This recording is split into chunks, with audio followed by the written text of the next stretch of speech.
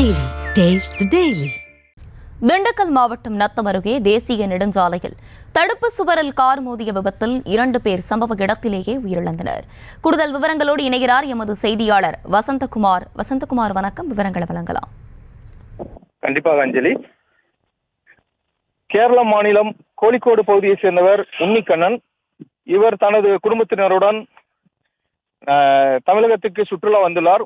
மதுரையில் மீனாட்சி அம்மன் கோவிலில் தரிசனத்தை முடித்துவிட்டு தஞ்சாவூர் செல்வதற்காக மதுரையிலிருந்து தோரங்குறிச்சி தேசிய நெடுஞ்சாலையில் வந்து கொண்டிருந்த போது திண்டுக்கல் மாவட்டம் நத்தம் அருகே புதுப்பட்டி என்னும் ஒரு ஊர் அருகில் உள்ள பாலத்தில் கார் கட்டுப்பாட்டை இழந்து மோதியதில் சம்பவ இடத்திலேயே 2 பெண்கள் உட்பட 2 பெண்கள் அங்கே சம்பவ இடத்திலேயே பலியாகினர் மற்றும் 9 பேர் படுகாயமடைந்தனர். சம்பவ இடத்துக்கு இந்த 108 ஆம்புலன்ஸ் மூலம் தற்போது நத்தம் அரசு மருத்துவமனைக்கு கொண்டு செல்லப்பட்டுள்ளனர்.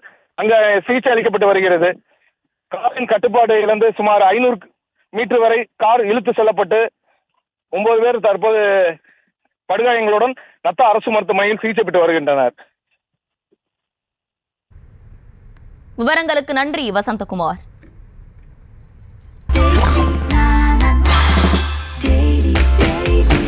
Taste Daily. Taste the Daily.